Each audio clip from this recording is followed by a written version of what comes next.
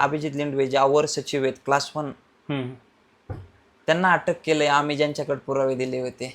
तुमच्यावर दबाव होता कोणाचा? माझ्यावर दबाव असं नाही, मला पैशाची पण ऑफर आली होती त्या टाइमला. त्याच्यातले काही पॉलिटिकल कनेक्शन नक्की आहेत, काहींचे मुलं आहेत, काही घरातले आहेत.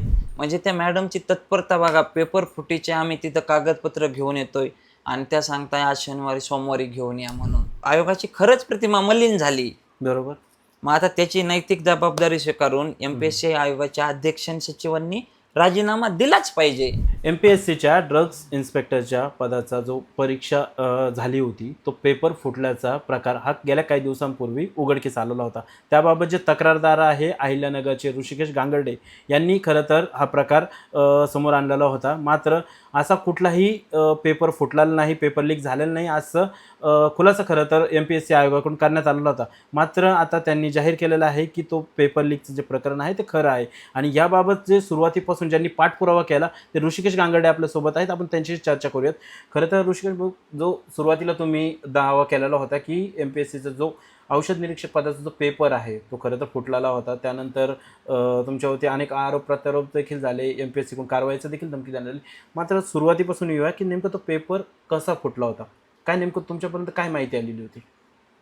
आमचा 22 मार्च रोजी जो पेपर झाला होता, तर तो 20 मार्चला काही विद्यार्थ्यांना हँडप्रिंटमध्ये दिला होता आणि त्यांनी नंतर त्याचे स्क्रीनशॉट वगैरे काढले, फोटो काढले होते की त्याचे पुरावे आपण आयोगाला 21 जुलैला मेल केलेला होता आणि तुकाराम मुंडे सरांच्या FDA ला केला होता. तर FDA मधून लगेच आम्हाला मेल रिटर्न आला की तुम्ही तुमचे पुरावे घेऊन 24 तारखेला प्रत्यक्ष कार्यालयात हजर व्हा.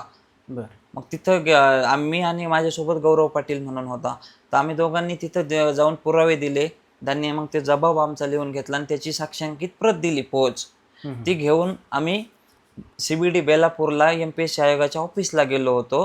तर तिथं मग त्यांनी काय सांगितलं की लिंडवे म्हणून, म्हणजे अभिजित लिंडवे सर, तर त्यांच्याकडे आम्ही पुरावे आणि FDA ची जी पोच आहे ना त्याची एक साक्षांकित केले प्रत दिली आणि बाकी आयोगाचे जे 90 क्वेश्चन आले होते, 100 पैकी 90 क्वेश्चन आले होते त्या गेस्ट पेपरच्या नावाखाली दिलेल्या ह्याच्यात.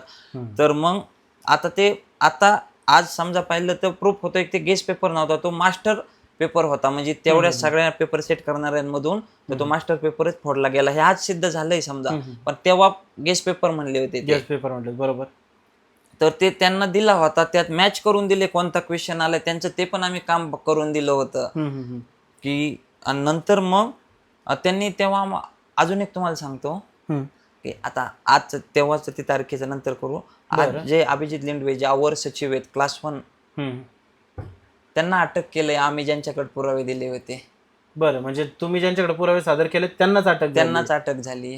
बरं, पण तुम्हाला हे समजलं कसं नेमकं हा पेपर लीक झालेला आहे? कारण व्हॉट्सअपवर आले पेपर असं म्हणलं जात होतं. नेमकं पेपर लीक झालाय हे, कारण पेपर खूप आधी झाला, प्रकरण आत्ताशी बाहेर आले, नेमकं हे कधी समजलं तुम्हाला पेपर लीक झालेला? तर किंवा कसं समजलं? पेपर झाल्यानंतर 12 जूनला MPSC आयोगाने काय केलं, 506 जणांची कट ऑफ लिस्ट लावली. त्यामध्ये फक्त कॅटेगरीचे मार्क होते. एक्झाम्पल, ओपनचं 118ला क्लोज झालं, EBCचं 107ला झालं आणि 506 जणांचे नाव आणि रोल नंबर होते फक्त, म्हणजे त्यांचे मार्क्स तिथं डिस्प्ले केले नव्हते. मग मी नंतर 22 जुलैला त्यांची जनरल मेरिट लिस्ट लागायची एक दिवस अगोदर तर आम्ही मेल केलेला होता. तर व्हिडिओ बनवला की ह्या 506 जणांना कोणत्या बेसिसवर इंटरव्ह्यूला सिलेक्ट केलं. जर आता त्यांना सिलेक्ट केलं म्हणजे आमचं झालं नाही असं नाही, आमचे मार्क्स शो केलेच नव्हते, पण त्यांचे केले नाही. मग मी हा व्हिडिओ बनवला होता, तो व्हिडिओ पाहून गौरव पाटीलने माझ्याशी कॉन्टॅक्ट केला आणि त्याने सांगितलं की हा पेपरच फुटला होता. आणि त्याने पाटील कोण? जो माझ्यासोबत तक्रारदार होता. तर मग त्यांनी ते पुरावे मला दिले. आम्ही मग नंतर घेऊन गेलो होतो ऑफिस, 2 जण सोबत. आणि त्यानंतर 24 तारखेनंतर MPSCच्या आयोगाला, तर तिथून माघारी आलो. तर घरी येत नाही सकाळी, तोपर्यंत तर MPSC आयोगातून कोणीतरी ते आम्ही जे दिलेले सगळे फोटोकॉपीज होत्या, स्क्रीनशॉट्स होते, नंतर मास्टर कॉपी वगैरे ते सगळे, किंवा मेन म्हणजे आम्ही एफडीए मधून जे जबाब आहे तो फक्त तिथंच दिला, बाकी कोणाकडे दिलाच नव्हता. तो सुद्धा आरोपींच्या मोबाईलवर पाठवला होता. म्हणजे कोणी केलं हे नेमकं? कोणी केलं हे तेव्हा माहित नव्हतं, पण आज कळतंय की आम्ही ज्याच्याकडे दिलं त्यांनीच केलं असणार आहे. म्हणजे जे MPSCचे ते अधिकारी होते ते अभिजित लिंडवे. लिंडवे. बरं, याच्यात जे तुम्ही नाव म्हटलं गौरव पाटील, एक लव्ह स्टोरी याच्यामध्ये आली होती. ती नेमकं काय होती? म्हणजे त्या लव्ह स्टोरीच्या ब्रेकअप नंतर खरं हे प्रकरण समोर आलं, अशा सगळ्या माध्यमांमध्ये चर्चा आहे. नाही स्टोरी काय आहे ती? नाही, ते नाही मला सांगता येणार, कारण ते त्यांची प्रायव्हेट लाईफ झाली. नाही, पण आता सगळीकडे ती सार्वजनिक झाली. ती जरी प्रायव्हेट लाईफ होती, पण मात्र त्या मुलाला कुठंतरी प्रेमामध्ये धोका मिळाल्यानंतर त्यांनी हे प्रकरण बाहेर आणलं, असं सगळीकडं आहे. काय तथ्य काय त्याच्यामध्ये? नाही, त्याने तर मला असं सांगितलं होतं की त्याच्या एका मित्राचं सिलेक्शन म्हणजे कमी मार्क्सवर 1-2 मार्कावरून राहिलं. त्याचे वडील, मग त्यांनी ते असं डोळ्यातून ते म्हणला, मला वाईट वाटलं. आणि त्याने काय केलं की जो आरोपी होता त्याला फोन लावला. तर कौटिल्य म्हणून नाव आलेलं आहे बघा, फाउंडेशन संचालक, क्लासवाला. बरं. तर आणि त्याने अगोदर कबूल नाही केलं, पण नंतर कबूल केलं होतं की पेपर फोडलाय म्हणून. आणि मग त्यांनी मला असं सांगितलं. लव्ह स्टोरीचं मला माहिती नाही. बरं, मग आता तुम्ही सुरुवातीला ज्यावेळेस आयोगाकडे गेले होते, आयोगाची त्यावेळेस काय नेमकी भूमिका होती जे आज बदललेली आहे? नंतर मग आयोगाने काय केलं, MPSCचे अध्यक्ष आणि सचिव यांनी स्टेटमेंट दिले मीडियाला की मी ऋषिकेश, माझ्या नावाचे दिले, ऋषिकेश गांगर्डे हा नापास झालाय आणि त्याला रिएक्झाम पाहिजे, म्हणून तो MPSC आयोगावर खोटे आरोप करतोय, खोटी तक्रार दाखल, म्हणजे तक्रार सांगतोय, आयोगाची प्रतिमा मलिन करतोय. आम्ही त्याच्यावर डिफेमेशन, मानहानीचा गुन्हा दाखल करू. बरं, ते खरं तुमच्यावरती तुमच्यासोबतचे जे तक्रार होते, काही तक्रार मागे घेतली, त्यांच्यावर काही दबाव होता, तुम्हाला कोणी फोन वगैरे केले का? म्हणजे तक्रार मागे घ्या या गोष्टी तुम्हाला? तर आयोगाने देखील प्रेस घेऊन सांगितलेलं होतं की ज्यांनी तक्रार दिलेली आहे ती खोटी तक्रार, आम्ही त्यांच्यावरती गुन्हा दाखल करणार आहे. तुमच्यावर दबाव होता कोणाचा? माझ्यावर दबाव असं नाही, मला पैशाची पण ऑफर आली होती त्या टाइमला. कोणाकडून? जो तक्रारदार आहे त्यांनीच आधी साधा कॉल केला आणि म्हणला व्हॉट्सअप कॉल उचल. गौरव पाटील. मग मी व्हॉट्सअप कॉल उचलला, तर मग म्हणे कॉन्फरन्सवर आहेत, नाव नाही सांगितलं त्याने, पण मग म्हणे तक्रार मागे घ्यायचं असं असं आहे. आणि ते म्हणे मी घेतोय आणि आम्हाला तिथे राहायचं, म्हणजे दबाव पण होता त्याच्यावर. आणि मग म्हणे तू घे, काय बोलू नको, पैशाचं वगैरे म्हणे 10 लाख रुपये देता येते, काहीच बोलू नको. बरं, तक्रार मागे घ्यायसाठी 10 लाख रुपये दिले होते. बरं, आणि दिले नव्हते, देणार होते. बरं, ते म्हटले होते का? हा. आणि मग जर हे सगळं प्रकरण बाहेर आलं, ते कसं कळलं की त्यांना की बाबा आपण अडकत चाललोय? मग नंतर आयोगाची भूमिका बदलली. ज्या आयोगाने तुमच्यावरती गुन्हा दाखल करण्याची धमकी दिलेली होती, मग पॉलिटिकल प्रेशर आला म्हणून हे झालं का? तसं असू शकतं, कारण यामध्ये सगळ्यात पहिल्यांदा रोहितदादा पवार त्यांनी त्यांचं प्रेझेंटेशनही दिलं, पत्रकार परिषद घेतली माझ्यासोबत. मला पुण्यात एकदा पत्रकार परिषदेला बोलवलं होतं. आमच्यासोबत पुन्हा मग MPSC आयोगात आणि तुकाराम मुंडे सरांच्या ऑफिसला आले. त्यानंतर एकदा ह्या प्रकरणात CIDचे जे इन्व्हेस्टिगेशन ऑफिसर होते मंगेश देसाई सर, त्यांच्या ऑफिसला एकदा चौकशीला आले. 8 दिवसापूर्वी मुंबई कमिशनर त्यांच्या ऑफिसला, तेव्हा मला सोबतच होतो मी, आणि त्यांनी पाठपुरावा शेवटपर्यंत केला. बरं, रोहित पवारांकडे तुम्ही गेले होते का रोहित पवारांनी स्वतःहून तुमच्याशी अप्रोच झाले की हे प्रकरण घडलं त्यावेळेस? नाही, आम्हीच गेलो होतो, कारण आमचा आवाज तर ते ऐकतच नव्हते ना, आम्हाला गुन्हा दाखल करायचीच भाषा करत होते अगोदर. बरं, तिथं काय अनुभव राहिला? बरं, तुम्ही आयोगाकडे ज्यावेळेस तक्रार दाखल करायला गेले होते की हे प्रकरण आहे, पेपर लीक झालं, कारण त्या अगोदर नीटचं प्रकरण समोर आलेलं होतं, त्यामुळे देखील पूर्ण अख्खा केंद्रीय शिक्षण मंत्र्यांना राजीनामा द्यावा लागला. त्यानंतर आता MPSCचं प्रकरण समोर आलेलं होतं. नाही, ते अभिजित लिंडवे जे त्यांना दिलं ना, तर त्यांचं हा म्हणे हे मेल आलेला आहे तुमचा, असं म्हणले. मेल आला आणि काही नाही म्हणे, हे तर दिसतंय प्रथम पुराव्यावरून की पेपर फुटलाय. म्हणे तुमची मागणी काय आहे? म्हटलं सर, पेपर फुटलाय म्हणजे एक्झामची हीच मागणी असणार आहे, आमचं दुसरं काही नाही. आणि आरोपी जे कोण असतील त्यांना ब्लॅकलिस्ट करा, शिक्षा वगैरे, बस, दुसरी काही नाही. आणि मग हा म्हणले, आणि त्यांनी कबूल केलं होतं की खाजगीमध्ये, पण त्यांना म्हणलं आमची तक्रार अर्ज आहे त्याच्यावर पोच द्या. रिटर्न मध्ये पण तक्रार अर्ज लिहून दिला होता. तर त्यांनी ते सांगितलं की 6 नंतर गेलो होतो ना मी, 6:15 वाजता, तर मग पोच देणारे घरी गेलेत म्हणले होते, मग ती काही पोच दिली नव्हती त्यांनी. बरं, आता ज्या लेंडवाईकडे तुम्ही सगळे पुरावे सादर केले तेच या प्रकरणातले तर आरोपी पण निघाले, बरोबर? ते काल समजलं. हां, पण तुम्हाला असं वाटतंय का की ते तिथपर्यंत सीमित होतं, वरिष्ठ अजून बडे मासे या प्रकरणामध्ये असू शकतात किंवा ज्यांची नावं दबली गेली आहेत, केवळ काय म्हणतात आपण प्यादे पुढं केलेत, जे पाठीमागं राजा वजीर हे सगळे सेफ आहेत, असं आहे वाटतंय का? हो, नक्कीच वाटतंय. कारण पेपर सेट करण्याचा मास्टर कॉपीचा जो आला, मग त्याच्यात पेपर सेट करणारे असू शकता, त्याचे कस्टडी असणारे, जे परीक्षेचे इन्चार्ज असतात आणि ज्यांच्याकडं म्हणजे ते पेपरचे सगळे हे असते चावी, बरं. तर ते असतात. त्यानंतर कर्मचारी तिथले म्हणा किंवा अधिकारी पण असतील किंवा अध्यक्ष सचिवांपर्यंत पण कारण शेवटी हे अवर सचिव हे क्लास 1चे पोस्ट आहे, म्हणजे त्यांची रिपोर्टिंग अध्यक्ष आणि सचिवांनाचे.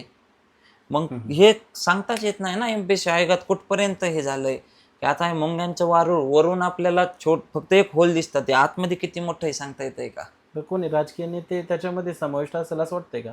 म्हणजे जे तुमच्याकडे 30-40 जणांची नावं आहेत, ज्याचा अहवाल तुम्ही पुढे सादर बी केलेला आहे, की तुम्हाला ज्यांच्यावरती संशय, ज्यांची चौकशीची देखील तुम्ही मागणी करताय, त्याच्यामध्ये कोणी आहेत का असे? आम्ही चौकशीची मागणी ही अगोदरच केली. 1 महिना जर पोलीस तपास करतायत तेव्हा त्यांनी आता आमची मागणी की त्यांची तुम्ही काय चौकशी केली, त्यांचे CDR काय काढले मोबाईलचे, त्यांचे मॅपिंग केले का, त्यानंतर फॉरेन्सिक मोबाईल डाटा, व्हॉट्सअपचा AI मेटाकडून येतो तो डाटा काढला का, आणि मग यात कोणाला वाचवताय ना आमच्याकडे, म्हणजे त्याच्यातले काही पॉलिटिकल कनेक्शन नक्की आहेत, काहींचे मुलं आहेत, काही घरातले आहेत, म्हणजे ते आहेत. मी आता बाकी दुसऱ्या सांगणार नाही, पण पॉलिटिकल कनेक्शन पण आहेत त्यात. बरं, आता MPSC सारखा पेपर ज्याच्यातून अधिकारी होता येतं, यासारखे पेपर फुटल्याचं प्रकार आता समोर आला आहे, बरोबर? आता री एक्झाम होती, तुमच्या मागणीला यश आलंय, री एक्झाम होती, पण आता त्याची विश्वासार्हता राहिली का तेवढी? आमची मागणीला यश अर्ध चाललंय, कारण त्यांनी काय सांगितलं, एकाच विद्यार्थ्याला मिळाला, म्हणजे ते बाकीच्यांना वाचवत आहे. मग ते जे पेपर फोडणार येतं ते पण री एक्झाम देणार येतं, आणि त्यांना तर आता वाचवलं म्हणलं ते री एक्झाम देणार, ते पुन्हा पेपर फोडणार आणि ते पुन्हा यायचं, म्हणजे शेवटी त्यांच्याकडे त्यांचा आता पहिला पेपर फुटला म्हणजे दुसरा ते फोडू शकता. मग आता याच्यावरती एक उपाय म्हणून काय केलं पाहिजे? शासनाने काय उपाय केला पाहिजे? जर वरपासूनच साखळी ती पूर्णपणे मॅनेज आहे, जसं तुम्ही म्हणताय की नुसतं खाली जे कनिष्ठ कर्मचारी असतात त्यांच्या मार्फत नाही, वरिष्ठ पातळीवरून हा पेपर जर लीक झाला, अवर सचिव हे वरिष्ठच येतं, म्हणजे खालीपासून वरिष्ठ जर सगळेच समजा आहेत. त्याच्यामध्ये काही पदाधिकारी असतील, नेते मंडळी असतील, असे जे 30-40 जणांचं जर क्लासेस पासून या सगळी गोष्ट विद्यार्थ्यांपर्यंत आलेली आहे, तर मग दुसराही पेपर फुटणार नाही चान्स MPSC घेणार आहेत का? कारण आता मला सांगा, कोणी एक क्लासवाला येतो, एकाच जणाला देणार आहे का पेपर, जर त्याला पैसा येतोय तिथून, मग त्यांची आमची मागणीच ती की साखळी, आणि त्याला देणारा सध्या एक ठाकरे म्हणून कोणीतरी तो गायब आहे नंदुरबारचा, त्याच्या स्क्रीनशॉट मध्ये त्याचं नाव पण आहे. मग त्याचे पुन्हा CDR काढा, यांचा कॉन्टॅक्ट कधी, त्यांनी घरी जाऊन पेपर दिलं हे काल FIRच्या प्रेस नोट मध्ये कळत आहे पोलिसांच्याच. मग असेच बाकी अजून कोण यांच्या घरी पण नेऊन दिलेले असतील, म्हणजे तिथं काय होतं की व्हॉट्सअपचा डाटा मॅच ना, म्हणजे येतच नाही ना, पण घरी नेऊन तर त्यांनी दिलेला आहे पेपर, असं भरपूर जणांना दिलेले आहेत. आणि आम्ही ज्यांचे पुरावे दिलेत, निदान त्यांची तर चौकशी आता 1 महिना झाला आम्ही मागणी करत होतो, म्हणल्यावर चौकशी केली ना त्यांनी, आणि नसेल केली तर वेगळा विषय, पण केली असेल तर काय चौकशी केली त्याचे सार्वजनिक करावेत ते रिपोर्ट सगळे. बरं, आता तुम्ही जे म्हणले की आमच्या अर्ध्याच मागणीने यश आलेलं आहे, की तुम्ही तक्रार केलेली होती, त्या अनुषंगाने 3 जण महत्त्वाचे जे आहेत त्या अटकेत पण आहेत, बरोबर?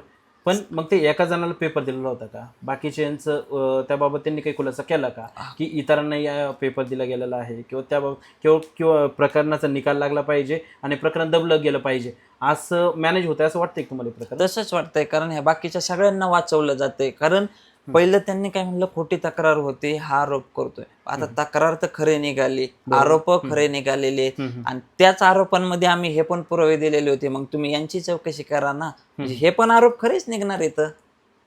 बरं, अजून तुमचं कोणावरती असं एक म्हणजे तुम्हाला वाटतंय की हे देखील गुन्हेगार आहेत, हे जे 3 जणांना MPSCच्या आयोगामधले आहेत, 3 अटक झालेली आहे, मात्र आणखी इतर कोण आहेत ज्यांना तुम्ही एक आरोपीच्या पिंजऱ्यात बघतायत की यांनी देखील या घोटाळ्यामध्ये समावेश असू शकतो, किंवा हे पेपर लीक प्रकरणातील ते देखील मुख्य सूत्रधार आहेत असे?